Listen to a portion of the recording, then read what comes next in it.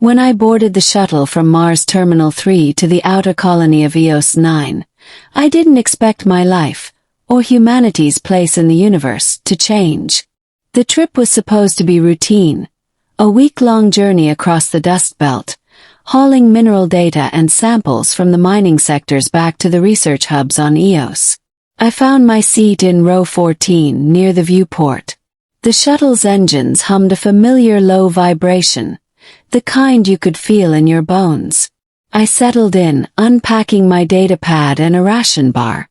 It was early, 0500 hours Mars time, and I wasn't in the mood for conversation. Then she sat down beside me. She didn't say a word. Just a quiet motion, graceful but oddly deliberate, like someone mimicking the way humans move after watching them for a long time. Her skin had a subtle sheen to it, pale silver under the dim cabin lights. Her hair, if you could call it that, was fine, almost translucent like strands of light woven into a braid. And her eyes. I noticed them last. They were impossibly black, reflecting everything and nothing at once. I assumed she was one of the synthetics, humanoid AIs that had started to appear on the transport lines. But when I glanced at her ID band, there was no registry code pulsing on the wrist. Just an empty band, metallic and unmarked. First time to Eos? I asked, mostly to fill the silence. She turned slowly, studying me in a way that felt like being scanned. Not by a machine but by intent. No, she said softly. Her voice was melodic, layered, as if several tones resonated together. I have been there before. Long ago. I frowned. Didn't realize the colony's that old. It's barely 12 years operational. Her eyes flicked toward the viewport. Time flows differently when you don't belong to it. That should have been my first clue. But I just nodded, assuming she was being poetic or eccentric. Space travelers often were. The shuttle lifted off. Red dust swirled outside the portholes as Mars shrank beneath us. I leaned back and tried to rest, but I kept glancing at her. She never looked away from the stars. Hours passed. Crew announcements echoed through the cabin. Routine stuff.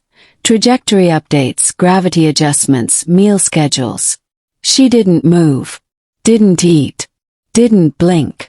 It was during the 4th hour, as we crossed the edge of the Helios perimeter, that things began to feel wrong. The lights dimmed briefly. A soft vibration rippled through the floor. Nothing unusual in itself. Shuttles often corrected microcourse deviations, but I felt something else.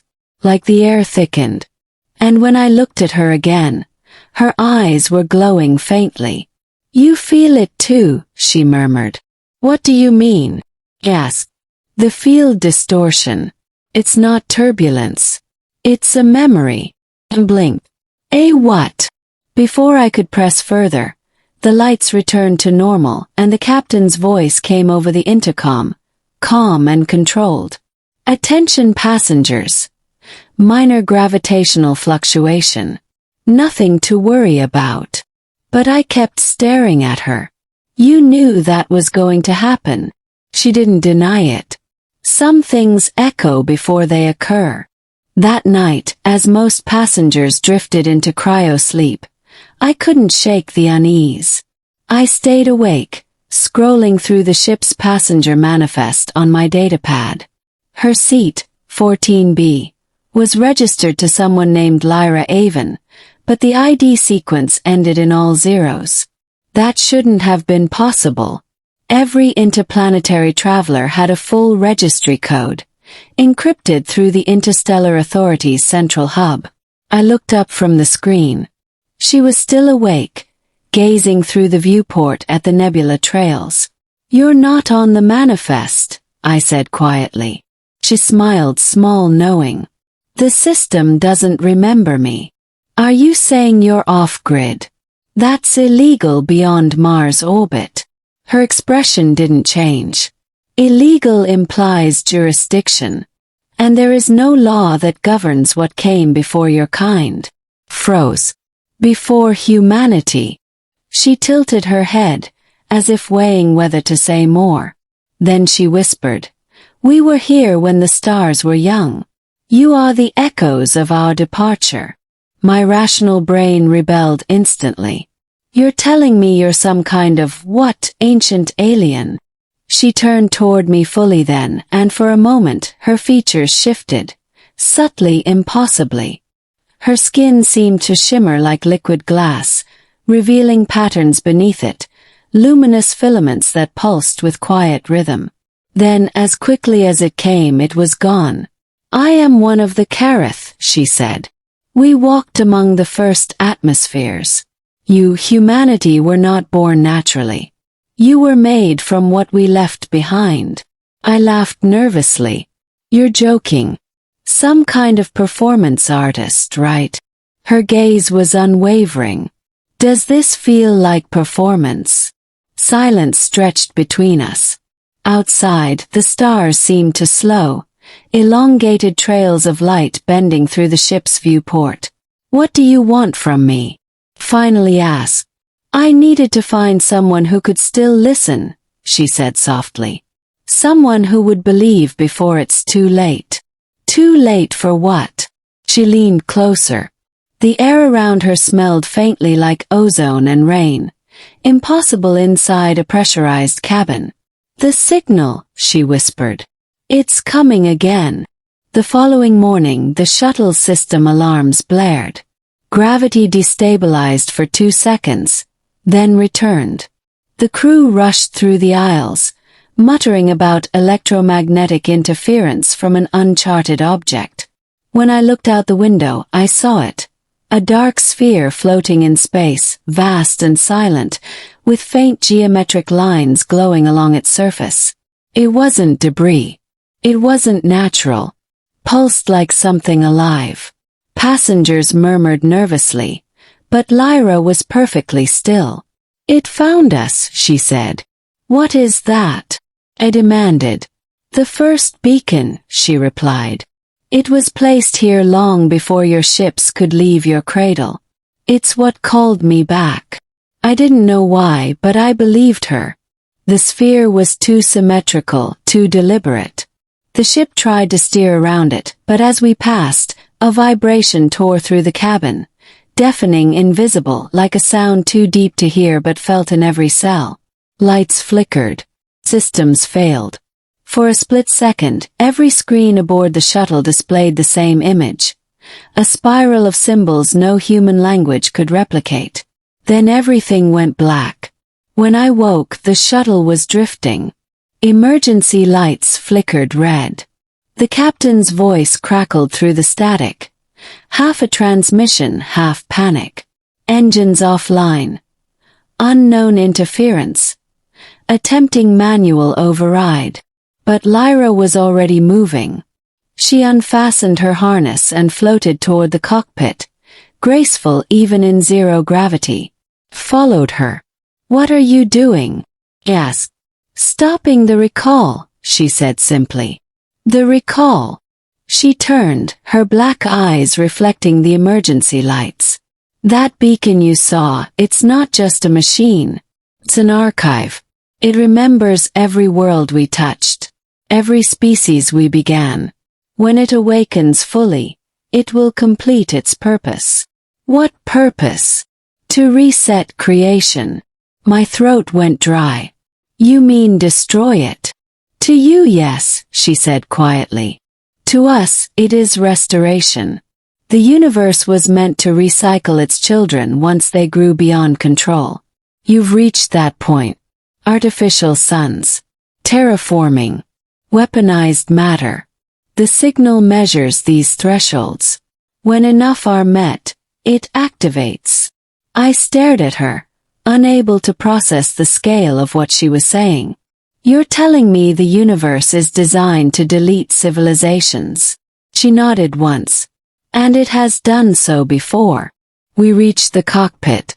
The pilots were unconscious, overexposed to whatever frequency the beacon emitted. Lyra moved to the console and placed her hands against it. Symbols appeared beneath her palms, glowing through the interface like veins of light. "You can stop it?" asked. She hesitated. "Temporarily. But I need an anchor, something human, to rewrite the memory." "Why me?" "Because you still asked why," she said. "Most stopped asking long ago." That shouldn't have made sense, but somehow it did. I stood beside her, watching as the symbols on the console spiraled into the same pattern that had flashed across the ship before, the same that I'd seen in my dreams since I was a child. "Wait," I said. "I've seen that before." Her gaze turned sharp. "Then you are already connected." The Kareth encoded fragments into early human neural structures, seeds of memory in your DNA. Some dream of it. Fewer understand it. You are one of them. "What happens if we fail?" asked. "Then everything resets. Your stars will fade, your data will erase, and the memory of mankind will dissolve back into the cosmic ocean." I swallowed hard. "Then let's not fail." She reached out, pressing her hand to my temple. The world went white. In an instant, I wasn't on the shuttle anymore. I was standing in a vast field of stars, each one humming like a note in an infinite chord. Shapes moved in the distance, titanic luminous beings with forms like flowing geometry. I understood without words that they were the Kareth, the architects of life itself. Lyra's voice echoed all around me. "This is the archive of origin. Every consciousness, every species, every world, we recorded them all. But when the echoes grew too loud, the song distorted. The balance was lost." I saw images flash through my mind. Earth newborn and blue.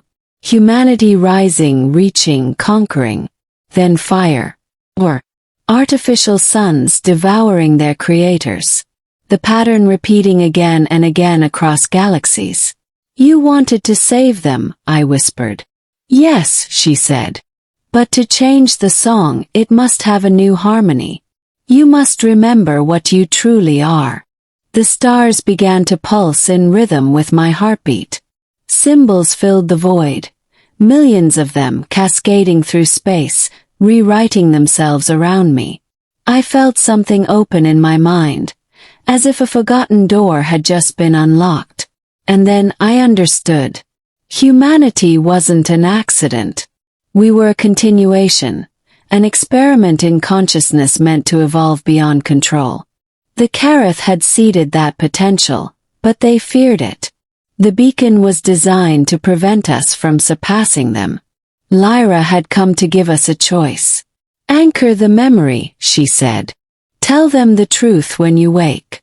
Tell them they were never meant to obey the signal." "How?" I asked. "By remembering me." The light vanished. I was back in the cockpit. The console was dark, the engines silent. Lyra stood before me, her form flickering, fading like mist.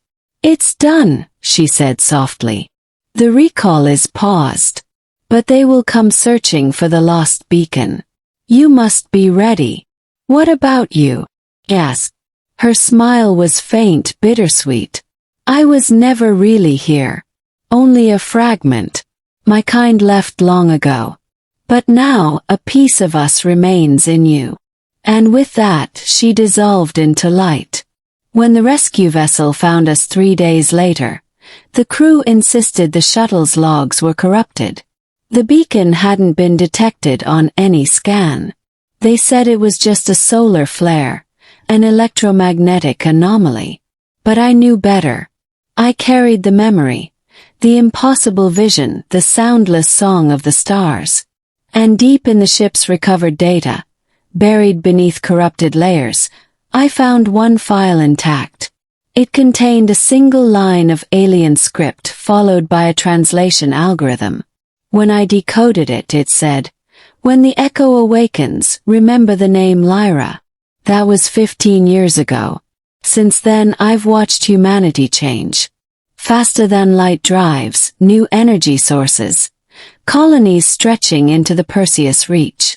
But something else too: patterns, dreams. Millions of people reporting visions of the same symbols I saw that day. The signal is stirring again. I've spent my life preparing for this. Mapping the star patterns, decoding the symbols, trying to understand the message she left behind. And last night, for the first time, the beacons responded. Not one. All of them. Every dormant sphere across known space began transmitting the same pulse. A synchronized wave that matches the rhythm of a heartbeat. Or heartbeat. And now I understand the final part of her secret. The reset wasn't meant to destroy us. It was meant to test us. To see if we could evolve beyond the cycle. The Kerith didn't just make humanity, they made successors. I don't know what happens next. Maybe we'll stop the signal, or maybe we'll ascend with it. But when I look up at the night sky and see the stars flicker in that strange living rhythm, I can still hear her voice. Remember me when the sky begins to sing. And I do. Every time the stars pulse, I remember the alien woman who sat beside me in silence, and whispered a secret that changed everything.